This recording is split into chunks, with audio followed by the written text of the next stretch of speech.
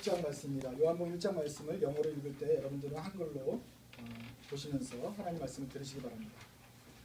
In the beginning was the Word, and the Word was with God, and the Word was God. He was with God in the beginning. Through him all things were made. Without him nothing was made that has been made. In him was life, and that life was the light of all mankind. The light shines in the darkness, and the darkness has not overcome it. There was a man sent from God, whose name was John. He came as a witness to testify concerning that light, so that through him all might believe. He himself was not the light. He came only as a witness to the light. The true light that gives light to everyone was coming into the world. He was in the world, and though the world was made through him, the world did not recognize him. He came to that which was his own, but his own did not receive him. Yet to all who did receive him, to those who believed in his name, he gave the right to become children of God, children born not of natural descent, nor of human decision, or of husband's will, but born of God. The Word became flesh and made his dwelling among us. We have seen his glory, the glory of the one, the only Son, who came from the Father, full of grace and truth. John testified concerning him. He cried out, saying, This is the one I spoke about when I said, He who comes after me has surpassed me, because he was before me. Out of his fullness we have all received grace, in place of grace already given. For the law was given through Moses, grace and truth came through Jesus Christ. No one has ever seen God, but the one and only Son, who is himself God, and in his closest relationship with the Father, has made him known. 이번 주부터 이제 요한복음을 한 장씩 보도록 하겠습니다. 하나님께서 은혜 주셔서 저희 가정이 지난 4개월 동안 안식월을 갖게 되었고요. 그 중에 지난달에 한 3주 동안 유럽을 다녀오게 되었습니다. 홍수도 피해서 오라다녔고 테러도 있었는데 아무런 위험이 없어서 잘 다녔습니다. 가보니까 유럽 사람들 첫인상은 유럽 사람들이 옷을 잘 입는다 하는 것을 느꼈습니다. 그냥 수트를 보통 입고 다니는데 얼마나 이렇게 멋있는지 모릅니다. 그래서 영국 갔더니 런던 신사가 따로 없구나 할 정도로 옷이 멋있었습니다. 근데 가다 보니까 점점 그리워지는 것은 시애틀 사람들의 옷차림이었습니다. 이렇게 수수하고 편안하고 그냥 이렇게 하는 그런 옷차림이 계속 그리워졌던 것이 있습니다. 또 이번 여행에서 또 기억이 나는 것은 그리스와 로마 문명 유적들을 돌아보았던 것입니다. 박물관들마다 영국에서 이 표현에 의하면 돌덩이가 그렇게 많았습니다. 조각상, 무슨 대리석 조각, 무슨 조각, 뭐 조각들이 많아서 처음에는 조각으로 보고 예술품을 봤는데 하도 많으니까 점점 가면서 돌처럼 여겨지면서 무슨 이 돌이 그 돌 같고 이렇게 다 보았습니다. 그 당시 지금으로부터 2000년 전, 2500년 전에 그리스 문명이 꽃피울 때는 그 그리스 조각이 굉장히 아주 잘했더라는 것을 저희가 보았습니다. 다른 지역 뭐 메소포타미아 거기도 조각이 발달했지만 이렇게 좀 뭔가 어색한 조각이 나왔는데 그리스 조각에는 아주 사진으로 찍은 것과 같이 이제 비율이 비슷한 그런 모습들이 나오지 않습니까? 그것처럼 그리스 문명이 굉장히 당시로서는 굉장히 수준 높은 문명이었구나. 그렇기 때문에 로마가 와서도 로마도 그 문명이 계속해서 계승해가지고 발전한 것을 보았습니다. 집집마다 우리가 알고 있는 그 로마식 건축 양식을 놓고 부잣집들마다 그 대리석 기둥을 세워놨습니다. 그러니까 우리가 보는 그 아카데미 유럽에 있는 큰 건물들 그런 건물들이 보통 큰 집마다 다 있었던 것이죠. 테이블마다 그리스에서 만 만들 수 있는 그 까만색과 하얀색이 어우러진 그 도자기들을 갖다 놓았고 벽에다가는 그냥 벽으로 이렇게 페인트 칠한 것이 아니라 각가지 대리석을 붙이고 거기다 청동 장식을 붙여가지고 하여간 화려하게 꾸몄던 그 것들을 보았습니다. 도시를 지을 때도 그냥 지은 것이 아닙니다. 신전을 만들었습니다. 그리고 공중 목욕탕을 만들었고 수로를 이끌어다가 상하수도 시설을 다 만들어 놓고 사람들이 살 수 있게 되었습니다. 운동 경기장, 수만 명이 지금도 들어가서 쓸 수 있는 운동 경기장을 만들어서 도시를 운영하고 있었던 것을 보았습니다. 로마 제국은 로마에만 있는 것이 아니라 지중해 전역에 로마 제국이 뻗어 있었기 때문에 예수님이 살고 있었던 팔레스타인 지방에도 로마가 점령했고 그리스가 문화가 있었습니다. 그래서 예수님이 살던 지역에도 로마인이 가는 곳이면 그리스가 점령했던 곳이면 그리스 문화가 있었고 로마의 질서가 잡혔습니다. 그래서 거기도 공중목욕탕이 있었고 거기도 그 마차 경기장이 있었고 그리스 좀 잘 사는 집이면 그리스풍의 집을 지었고 도자기들과 온갖 장식물로 장식을 했던 것입니다. 그것을 보면서 참 많은 것을 느꼈습니다. 그 중에서 하나는 바로 예수님께서 이런 문화를 사셨구나 하는 것이었어요. 그리스는 예수님 오시기 200~300년 전에 있었던 문명입니다. 그 다음에 예수님 시대 때는 로마 문명이 꽃피던 시절이었습니다.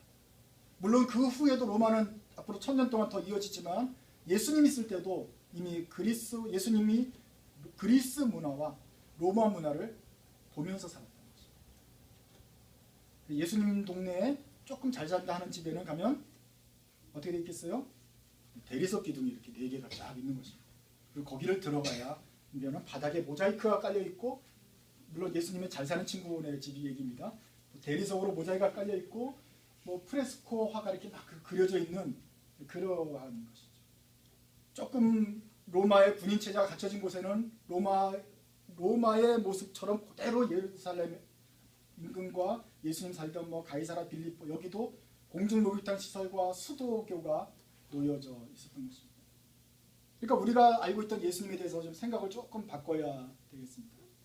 예수님은 나의 목자시니 하면서 우리는 예수님이 시골에서 태어나서 그 목동들이야 이끌고 다윗처럼 이렇게 풀밭 먼지 날리고 옷은 그냥 이렇게 무슨 커튼 같은 거 하나 이러고 다녔을 거라고 생각을 하지만 그 당시 문화는 벌써 나름대로 지금 봐도 그렇게 그 유행에 뒤처지는 것 같지 않은 세련된 그리스 로마 문화가 아주 번성하던 시절에 예수님이 살았어요.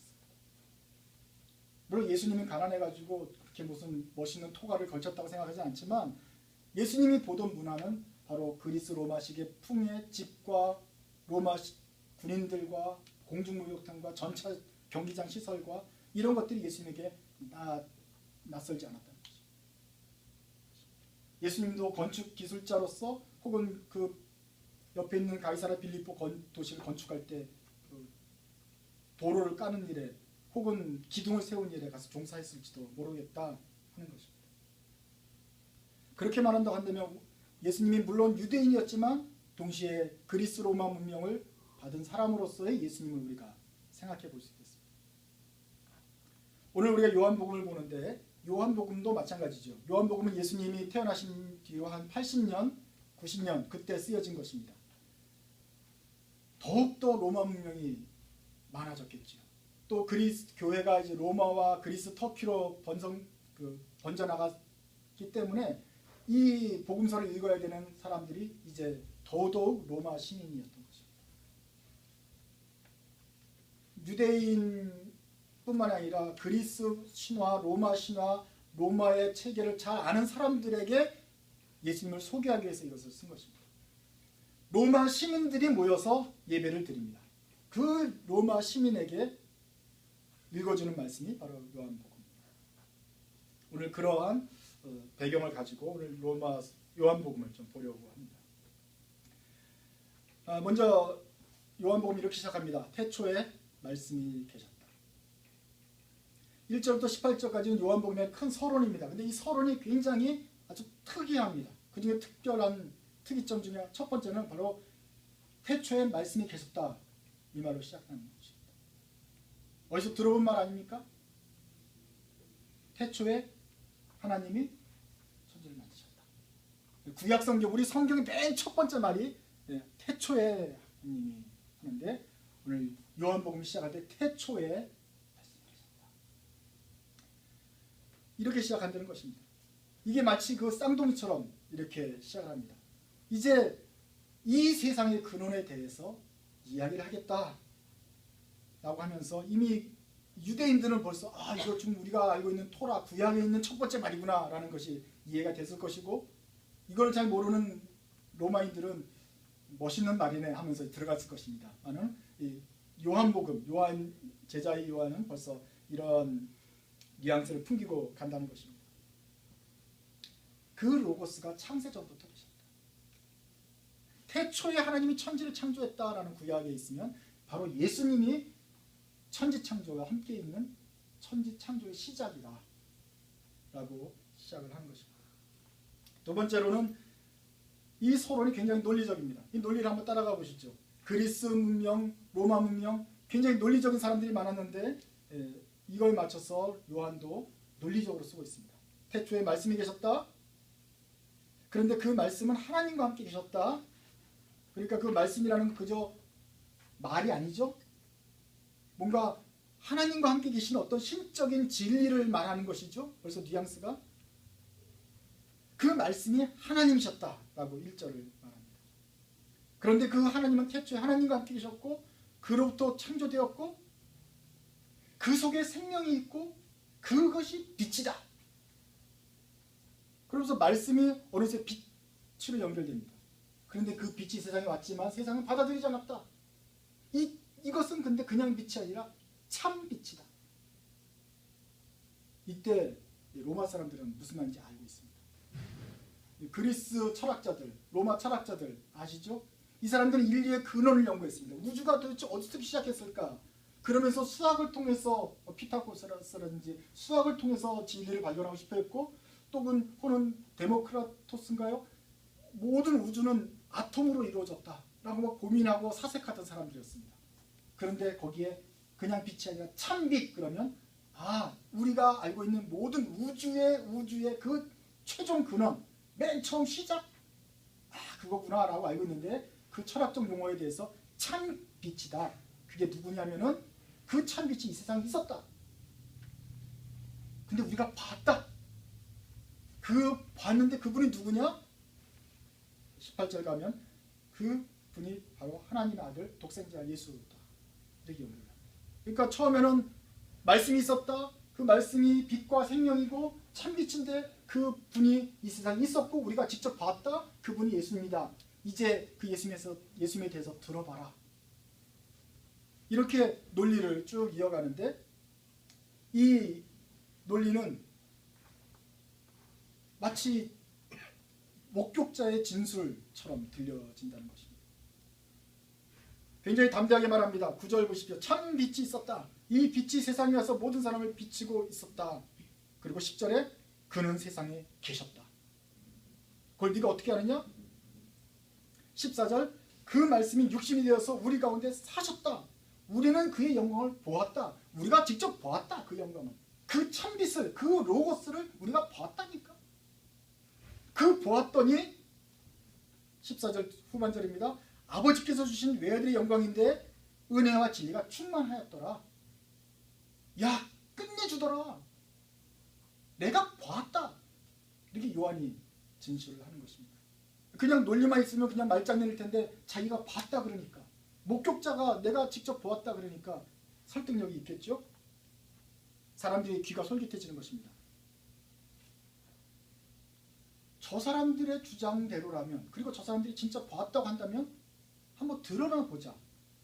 어쩌면 그 사람들이 보았다는 그 예수 속에서 우리가 추구하던 그 로고스를 어떤 그 참빛을 진리를 발견할 수 있을지도 모르겠다 라고 로마인들이 귀를 기울이기 시작하는 것입니다. 그래서 우리 요한복음은 로마랑 띄어서 생각해서는 안 되겠습니다. 그냥 광활한 초원 위에서 광야에서 양들한테 읽어주는 책이 아니라 로마 문화에 아주 젖어들고 로마 군대, 그리스 문화, 철학에 익숙한 사람들에게 쓴 책이다 하는 것입니다. 그래서 요한복음 1장의 1절이 참 중요한 것입니다. 여기서 가장 큰 특징을 볼 수 있는데 우리가 첫 번째 문장을 같이 한번 읽어보도록 하겠습니다. 같이 읽겠습니다. 시작. 태초에 말씀이 계셨다. 네. 우리 1장 전체를 이번에는 말씀이라는 단어를 로고스라는 단어로 바꿔서 읽겠습니다. 1장 전체를 읽겠습니다. 시작. 태초에 로고스가 계셨다. 그 로고스는 하나님과 함께 계셨다. 그 로고스는 하나님이셨다. 이 논리가 어떻게 진행되는지는 여러분들이 한글로 읽으면 읽을 수 있습니다. 그런데 정말 중요한 특징은 이 말씀이라는 단어에 있습니다. 로고스라는 말에 있습니다. 요한이 복음서를 쓰면서 로고스라고 적었다는 것입니다.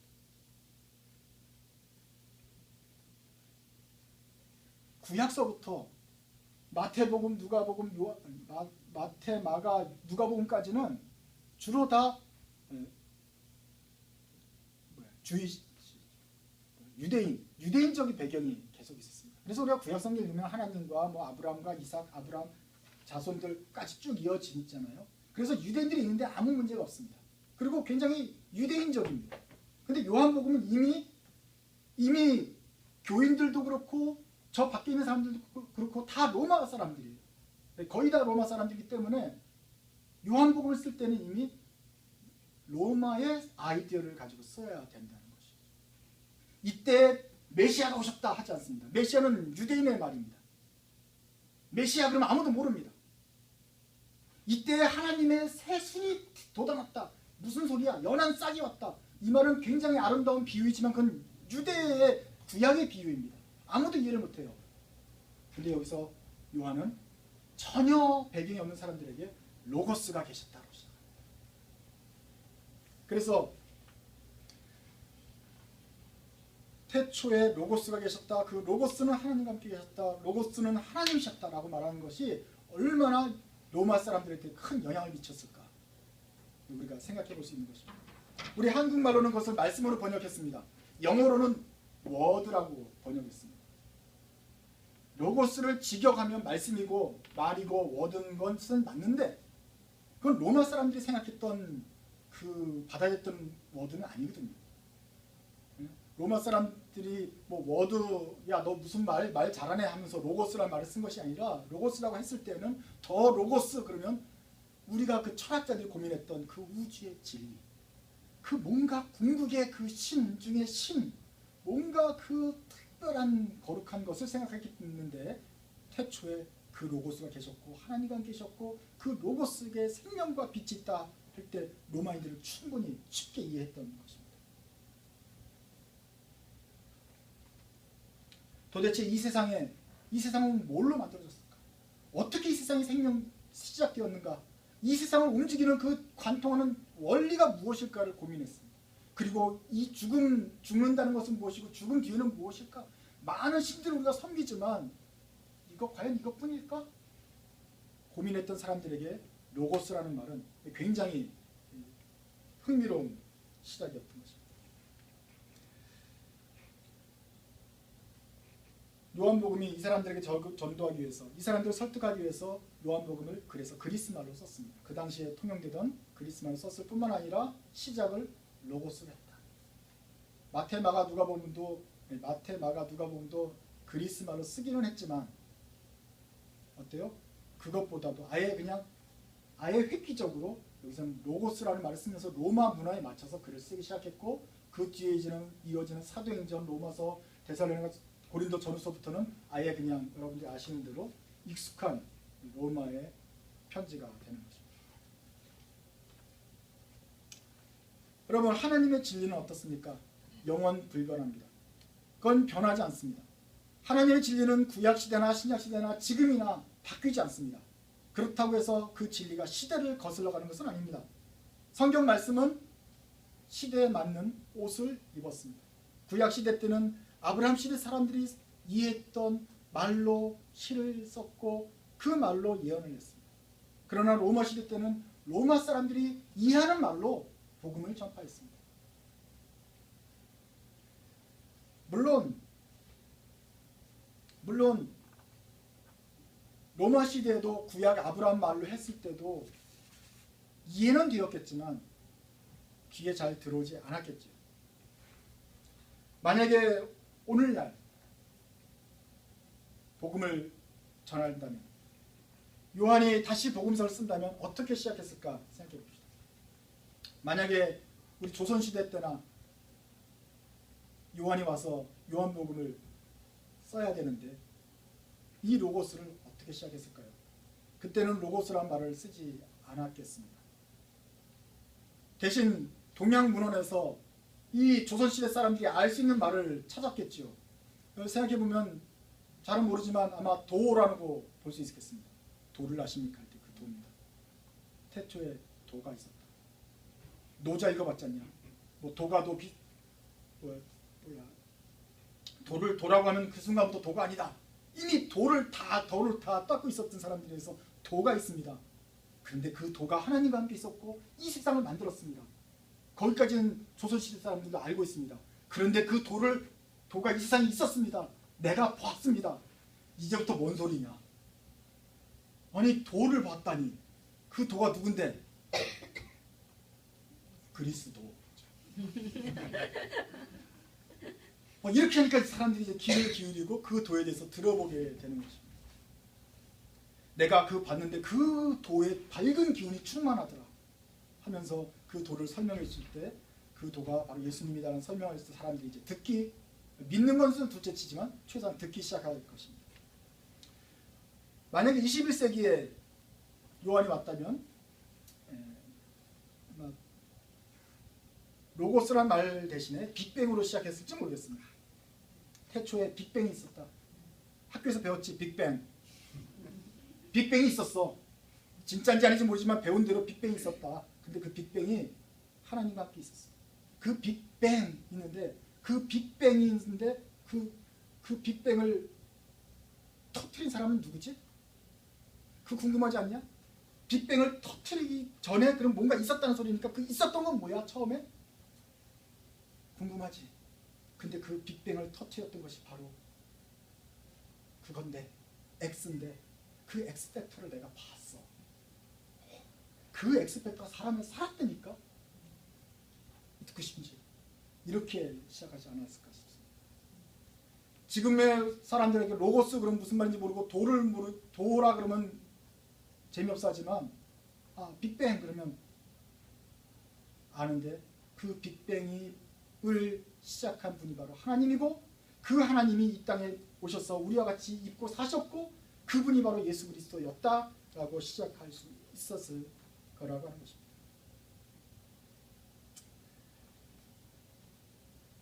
성경은 이렇게 말합니다. 너희가 때를 얻든지 못 얻든지 복음을 전해라.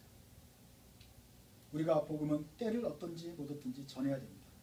그런데 전할 때 옷을 잘 입고 가야 됩니다. 물론 30년 전에 옷을 입고 갈 수 있습니다. 추위를 가릴 수 있고 좀 부끄러운 것을 가릴 수는 있지만 문제는 사람들이 이상하게 여기겠죠. 우습게 보겠죠. 저 어디서 고려에서 저 허술한 옷을 입고 오는 것인가 하면서 우리가 전하는 복음마저 우습게 여기겠죠. 우리가 때를 얻든지 못 얻든지 복음을 전할 때라도 전하겠지만 그 때에 맞는 옷을 입고 나가야겠다. 그래서 2000년 전에 로고스라고 로마 시대에 말해야 됐던 요한처럼 2000년이 지난 다음에 오늘날 이 시대에는 이 시대 사람들에게 맞는 말로 바꿔줘야 되겠다. 요한도 예수를 받고 우리도 예수를 만났습니다. 그것은 똑같은데 요한은 그 당시의 말로 로고스라는 말로 예수님을 소개했다면 오늘 우리는 그저 우리도 그냥 똑같이 로고스, 말씀 중심, 로고스라는 말을 또 반복해서는 안 되겠다. 하면 참 좋지만 우리한테 은혜가 되지만 세상 사람들에게는 이해가 되지 않는다. 그러면 오늘날의 로고스는 무엇이냐? 오늘날 우리가 예수님을 소개할 때 어떤 단어로 소개해야 되겠느냐? 그것은 여러분들이 찾으셔야 돼요. 요한이 고민하면서 로마 그리스 철학에서 로고스를 라는 단어를 찾아서 예수님을 소개했던 것처럼 오늘날 우리에게 맞는 이 시대에 맞는 단어를 여러분들이 찾아서 예수님을 소개해야 됩니다. 이것은 우리들의 숙제인 것입니다. 오늘날의 로고스, 오늘날의 생명, 오늘날의 그 참빛이라고 생각되는 것이 무엇인지를 찾아서 오늘날의 언어로 예수님을 소개할 책임이 우리에게 있는 것입니다. 또 우리는 어디에 살고 있습니까? 미국에 살고 있습니다. 영국 사람들이 이해하는 거나 이스탄불, 터키 사람들이 이해하는 예수님과 그 사람들의 생활 방식의 삶이 틀립니다. 우리는 한국도 아니고 미국에 살고 있기 때문에 미국에 살고 있는 하나님으로서 예수님을 어떻게 만나야 될 것인가? 어떻게 하나님을 소개해야 될 것인가? 아니면 내 마음속에 하나님을 전해야 될 것인가 하는 고민을 우리가 하셔야 될 것입니다. 그것은 우리 80년대 우리가 들었던 우리 엄마, 아빠들, 할아버지들 신앙으로서도 해결이 되지 않습니다. 그것은 그분들의 신앙이고 그분들의 표현이었습니다. 그분들은 은혜가 되었습니다. 그러나 21세기를 사는 지금에는 우리가 새로운 말로 주님에 대한 신앙을 고백해야 됩니다. 예수님은 나의 언제 어디서나 계시고 나와 함께 계시는 와이파이이십니다. 이것도 이해 못하시면 여기 세대가 틀린 거예요. 어쨌거나 나의 생명의 근원, 나의 손을 떨지 않게 하시고 붙잡아주시는 그분 와이파이이십니다라고 한다든지, 그러면 사람들이 금방 이해가 되겠죠. 여러분들의 삶에 그래야 여러분들도 예수님은 다시 한번 진짜 와이파이처럼 어디서나 계시는 분이구나, 정말 고마우신 분이구나 하는 감사가 되는 것처럼 자신의 단어로 예수님을 만나야 됩니다. 이것은 마치 우리가 철마다 새로운 옷을 꺼내 입는 것과 같습니다. 옷은 쓸만하지만 스타일이 바뀌어가지고 더 이상 20년 전의 옷은 입을 수가 없어요. 그래서 요새 옷을 입고 다녀야 되잖아요. 마찬가지로 여러분의 신앙도 다시 옷을 갈아입어야 됩니다. 그래서 예전에 우리가 어렸을 때 만났던 하나님 가지고 계속 가면 안 되고, 이제 다시 한번 나의 하나님, 이 시대에 만나는 나의 하나님의 말로 내 고백이 나와야 될 것입니다. 요한이 로고스를 빌려왔던 것을 생각하면서 오늘날 우리가 갖춰 입어야 될 옷은 무엇인가 생각해 보시기 바랍니다. 또 하나는 요한복음을 보면서 요한이 소개하고 싶었던 그 예수님을 만나시기 바랍니다. 예전에 우리가 만났던 그 예수님, 내가 알던 그 예수님, 그러나 다시 한번 그 예수님을 만나고 있습니다. 이제 나이가 들어서 다시 만나는 예수님은 어떠한 느낌으로 다가오는 것입니까? 주님은 요한이 목격했다고 하는 그 분처럼 정말 나의 주님이십니까? 요한이 목숨을 걸면서 이 복음을 전했던 것처럼 이 말씀이 우리에게 이제 전해 들어왔어요. 우리의 삶에도 충격이 되고 또다시 우리 삶에서 새로운 옷을 갈아입어서 예수님에 대한 증언이 우리의 입을 통해서 다시금 전파되는 일이 이번에 있기를 원합니다. 그래서 요한복음이 우리 모두에게 또 우리의 주변의 사람들에게 전파되길 원합니다. 요한복음이 로마인들에게 전해졌던 것처럼 우리를 통해서 다시 한번 요한복음이 우리 시애틀 사람들에게 전해지는 역사가 있길 바랍니다. 기도하겠습니다. 사랑하는 예수님, 수년 전에 저희를 만나주신 예수님 참 고맙습니다. 저희가 어떤 은혜를 입어서 그 예수님을 사랑하게 되고 예수님을 나의 주 나의 하나님으로 고백하게 되었습니까? 그러나 주님, 이제 다시 한번 요한복음을 보면서 주님 앞에 기도합니다. 그 사랑하는 주님 다시 만나게 주옵소서. 이제 우리의 새로운 언어와 새로운 찬송으로 우리 예수님을 찬송하고 고백할 수 있도록 우리를 다시 한번 만나주시고 우리의 심령을 흔들어 주옵소서. 그래서 날마다 주님 앞에 더욱더 가까이 나아가는 저희들 되도록 붙잡아 주옵소서. 예수님의 이름으로 기도드립니다.